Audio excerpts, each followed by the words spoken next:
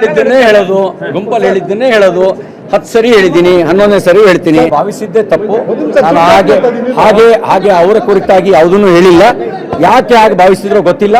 ಸುಳ್ಳು ಹೇಳ್ತಕ್ಕಂಥದ್ದು ಕಾಂಗ್ರೆಸ್ಗೆ ಅವರಿಗೆ ಒಂದು ಜಾಯಮಾನ ಆದಂಗೆ ಕಾಣ್ತಾ ಇದೆ.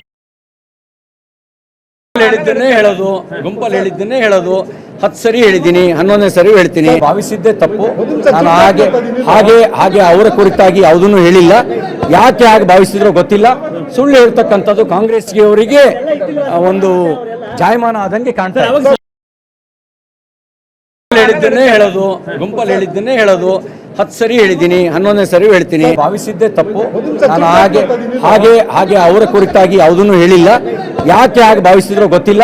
ಸುಳ್ಳು ಹೇಳ್ತಕ್ಕಂಥದ್ದು ಕಾಂಗ್ರೆಸ್ಗೆ ಅವರಿಗೆ ಒಂದು ಜಾಯಮಾನ ಆದಂಗೆ ಕಾಣ್ತಾ ಇದೆ. ಹೇಳಿದ್ದನ್ನೇ ಹೇಳೋದು.